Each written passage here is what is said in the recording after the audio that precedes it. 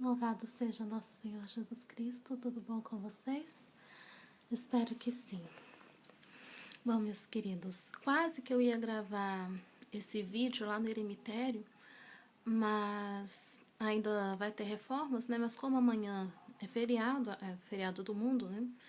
Então acho que provavelmente os funcionários não iriam e eu ia gravar o vídeo lá, porque hoje, conforme a gente planejou, não ia dar tempo. Mas aí a providência acabou caindo para gravar agora.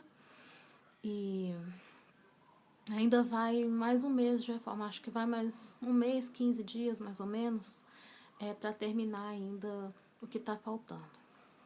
Bom, gente, hoje eu ia falar das benfeitorias para a vida eremítica, mas como ontem foi dia de Santa Catarina de Sena, no calendário extraordinário seria hoje, mas por ser domingo, acho que prevalece a liturgia do domingo. Então eu vou falar um pouquinho de Santa Catarina de Sena, porque é uma santa que tem expressão para a nossa vida eremítica, e é uma santa assim que eu tenho um pouquinho de predileção, que me ajudou muito.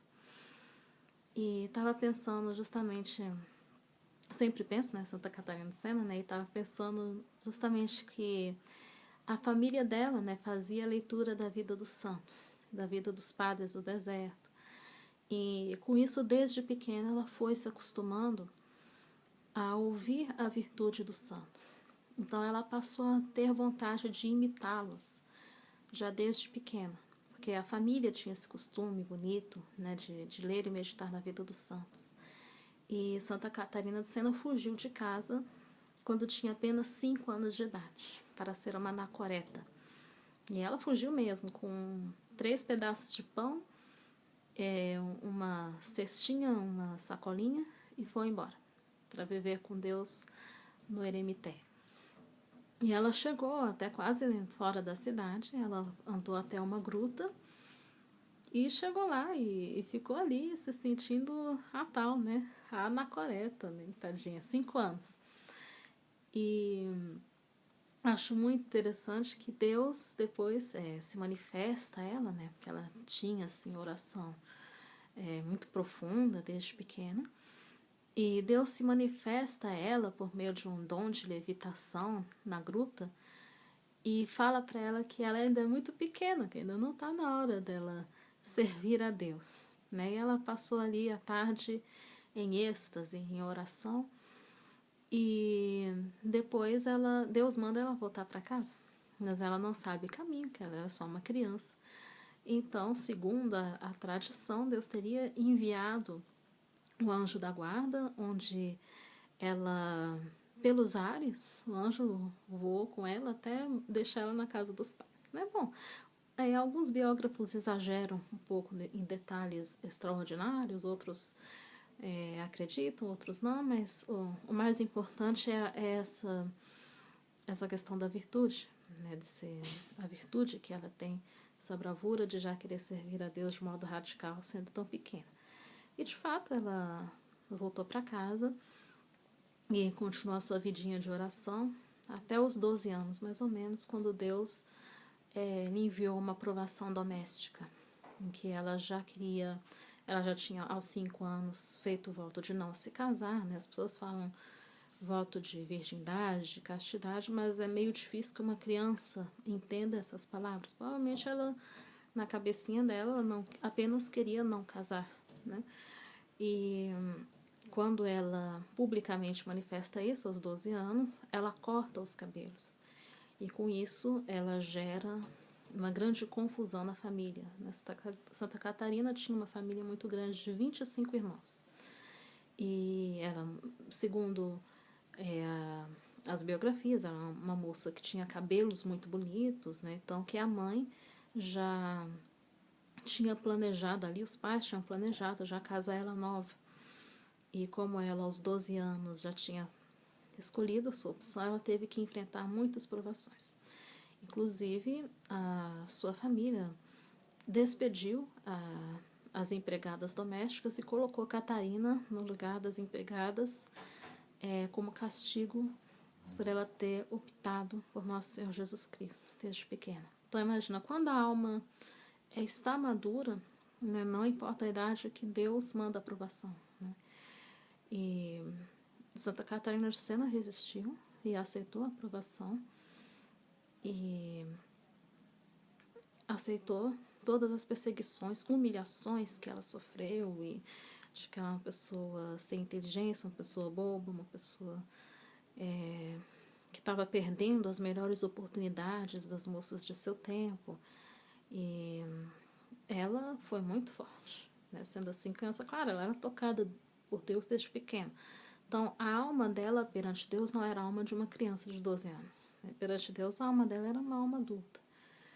E a provação que Deus enviou foi o meio de amadurecer a alma dela ainda mais para a ascensão mística que ela teria com Deus, né? Até a perfeição. E ela é uma alma assim que agradeceu todos esses sofrimentos que ela passou, todas essas perseguições, ela agradeceu a Deus e se fortificou cada vez mais na cruz. Mas essa perseguição durou até um certo tempo em que a família foi vendo a constância dela, que ela não ia mudar de ideia, que ela ia continuar assim, porque a vocação tanto de Santa Catarina de Sena como Santa Rosa de Lima, né, que é uma vocação um pouquinho parecida com a eremítica, que a vocação delas não era nem para o convento, nem para o matrimônio, mas que era uma consagração de vocação total para Deus, né, sem se casar. Então era um pouco difícil compreender aquilo naquele tempo, ainda mais sendo ela tão jovenzinha. E depois, com o tempo, ela obteve de seus diretores, né, ela ainda não conhecia o Beato Capa, que foi o seu diretor a longo prazo, conseguiu o consentimento de ter uma celinha na sua casa, né? Ela tinha construído uma cela austera, né? Ela era jovem, tinha saúde. Diz até na biografia que ela conseguia carregar 2 sacos grandes de trigo, né, pelas costas, que era uma moça muito forte, robusta. Então ela tinha muita saúde, fazia muita penitência. E no começo da caminhada ela optou em viver uma vida reclusa, né, totalmente reclusa na cela da casa dos pais. E saía apenas para a missa e só falava com o confessor, não falava nem com os pais, com ninguém. E a família fornecia o sustento que ela queria, né, para um pãozinho, alguma coisa assim. Ela vivia em contínuos jejuns até ser uma das primeiras santas que passou a viver completamente da Eucaristia, até o fim dos seus dias. Mas essa lembrança, essa vida reclusa que ela teve, de aproximadamente 3 anos, né, durou até a sua morte mística. A morte mística seria uma ruptura que Deus faz na vida de determinados santos.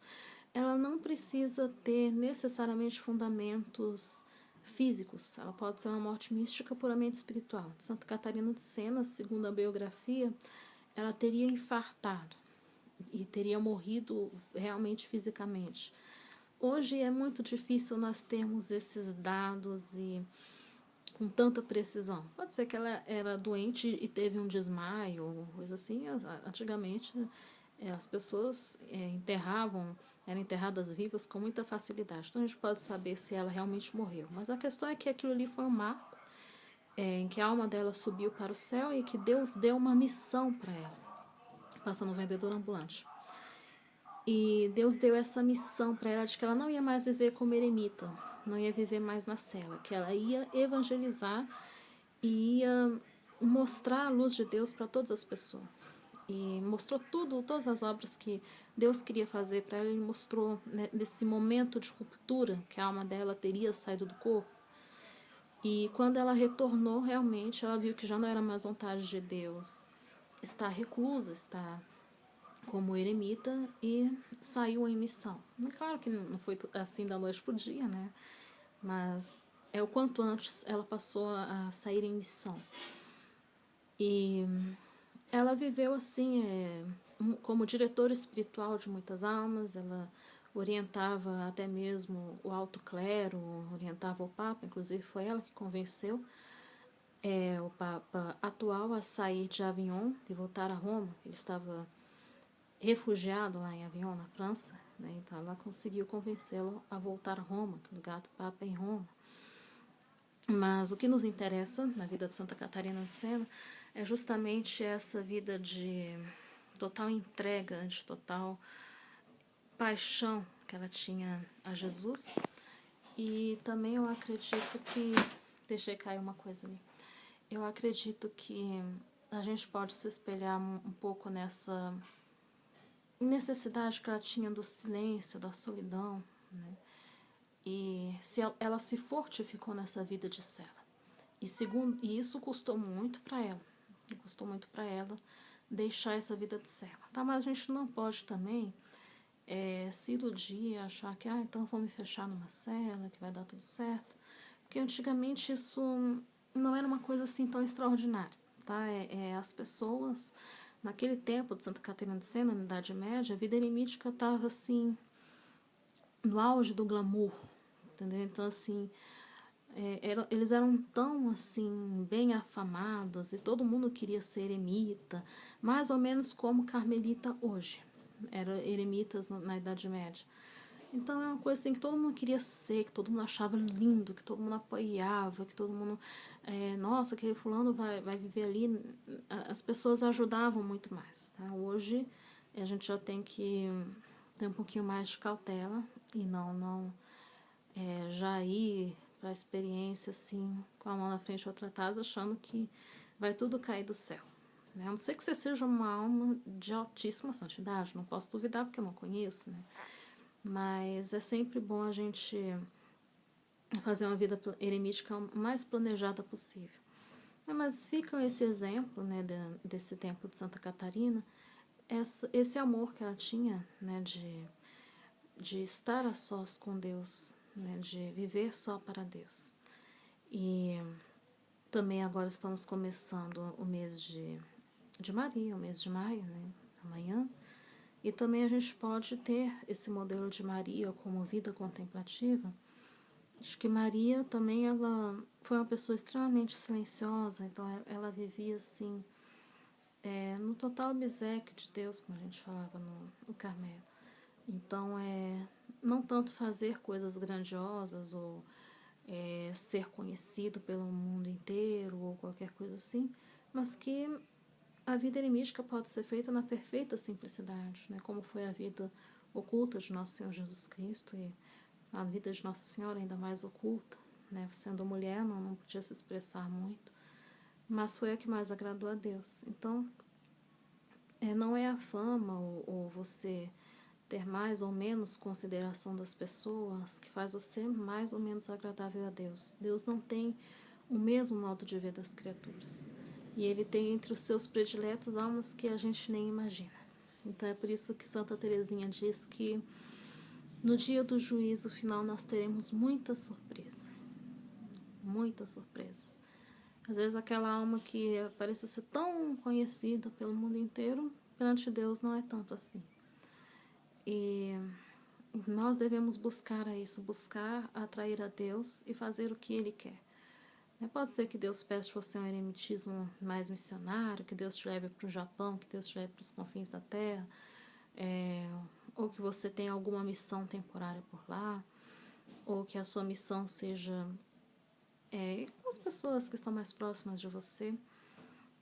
Mas o mais importante é a busca da vontade de Deus, né? Buscar o reino de Deus e que todo o resto vai ser dado por acréscimo. Não quero fazer um vídeo muito longo, eu já estou vendo que estou me prolongando.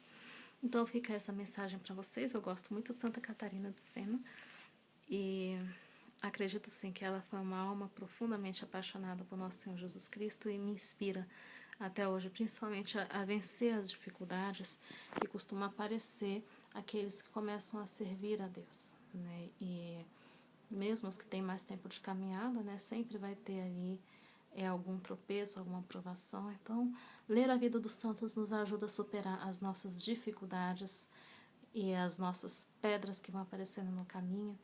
Então, o exemplo deles nos ajuda a superar todo e qualquer obstáculo, mas Deus vencerá. E, meus queridos, eu vou ficando por aqui. No próximo vídeo eu vou falar um pouquinho mais das benfeitorias, tá? Que já é um tema um pouquinho mais polêmico, mas que eu vou ter que falar. E fiquem com Deus, rezem por mim e eu vou estar rezando por todos vocês também, tá bom? Deus os abençoe. Em nome do Pai, do Filho e do Espírito Santo. Amém.